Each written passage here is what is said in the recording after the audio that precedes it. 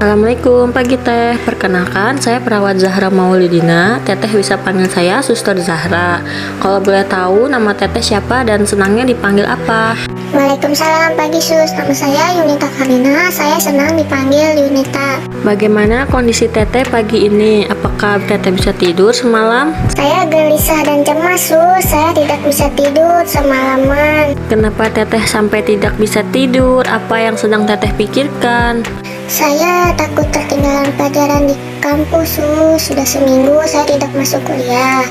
Dan saya kepikiran terus sampai saya tidak bisa tidur Sus. Oke, baik. Setelah saya mendengar keluhan Teteh mengalami kecemasan atau yang disebut dengan ansietas.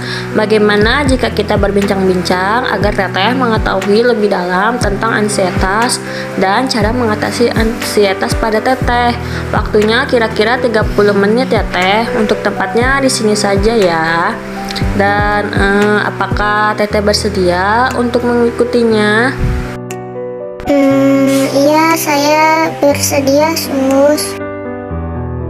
Oke, baik. Teteh merasa gelisah dan cemas karena sudah tertinggal pelajaran selama seminggu ini ya. Saat Teteh merasa cemas, apa yang Teteh rasakan? Iya Sus, soalnya bulan depan saya UAS, saya takut nilai ujian saya jelek. Saya memikirkan ini dan saya bingung. Saya lemas, jantung saya berdebar-debar Sus. Kadang saya juga sampai keringat dingin Sus. Sebelumnya, apakah Teteh pernah mengalami kejadian seperti ini?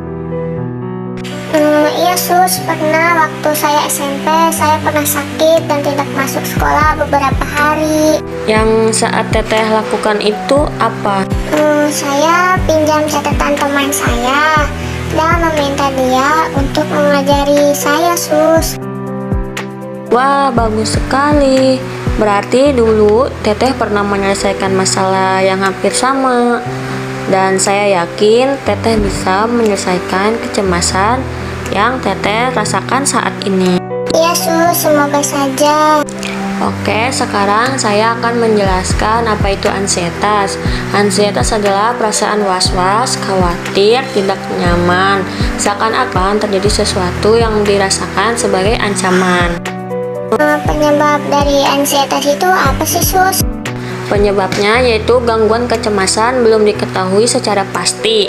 Tapi penelitian saat ini menunjukkan bahwa ada banyak faktor yang dapat menyebabkan kecemasan, yaitu faktor biologis, faktor yang mempengaruhi terjadinya ansietas yang berhubungan dengan kondisi fisiologis. Contohnya dari genetik, hormon, dan anatomi bagian otak. Selanjutnya yaitu faktor sosial budaya. Terjadi dari ketakutan akan penolakan interpersonal. Dan yang terakhir, psikologis. Faktor psikologis yaitu hasil dari ketidakmampuan menyelesaikan masalah dan konflik yang terjadi pada saat masa kanak-kanak. Tanda dan gejala motoriknya yaitu gelisah, bicara cepat, tremor, menarik diri, dan menghindar. Afektifnya, tegang, nervous, takut berlebihan, gugup, dan sangat gelisah.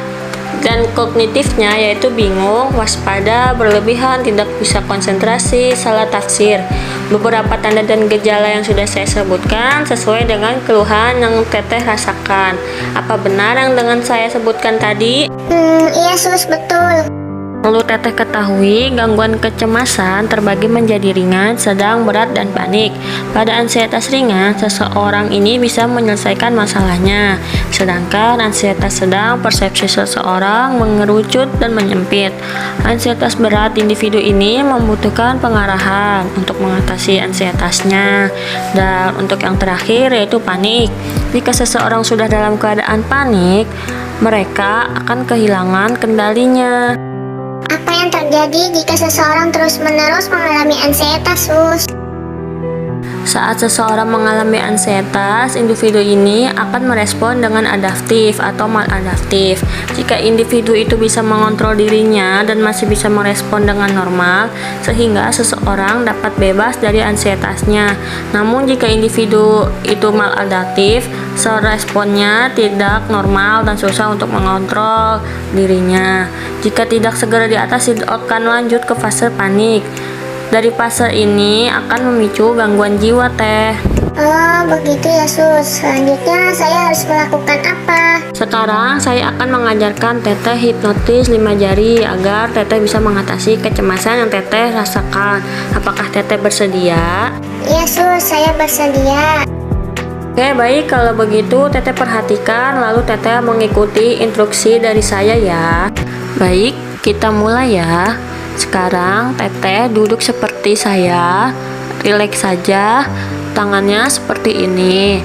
Pertama-tama tarik napas dalam perlahan-lahan, setelah itu tahan napas dalam hitungan 3.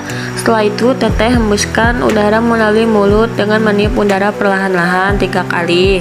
Sekarang pejamkan mata Teteh secara perlahan. Nah, sekarang sentuh jari telunjuk dengan jari jempol Teteh.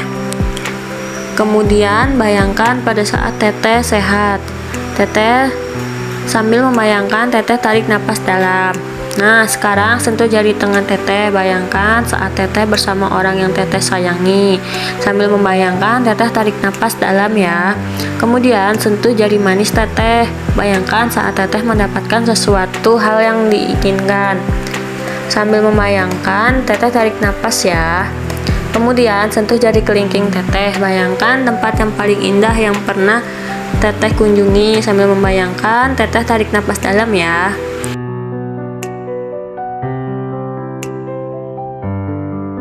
Oke, sekarang buka mata Teteh. Bagaimana perasaan Teteh sekarang? Sudah lumayan rileks sus. Nah, sekarang coba Teteh lakukan sendiri teknik hipnotis 5 jari tadi. Baik sus.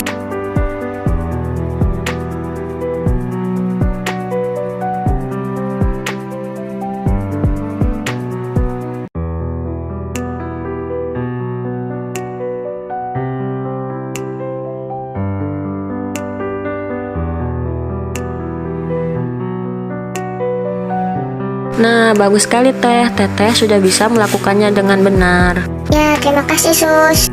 Bagaimana perasaan Teteh setelah kita mengobrol dan melakukan teknik relaksasi tadi? Saya merasa rileks sus dan pikiran saya juga tenang. Oke, kalau begitu jadi saya minta Teteh setiap merasa cemas Teteh bisa langsung praktikkan cara ini ya. Iya baik sus. Nanti akan saya coba. Kalau begitu sampai di sini dulu percakapan kita ya. Apa ada yang ingin Teteh tanyakan? Tidak ada sus. Oke, besok pagi jam 8 saya akan ke sini untuk mengecek kondisi Teteh lagi. Sekaligus kita melakukan terapi yang lain. Apakah Teteh bersedia? Iya bersedia sus. Oke, terima kasih atas kerjasamanya. Cepat sembuh ya Teh. Assalamualaikum. Ya sus, sama-sama. Waalaikumsalam.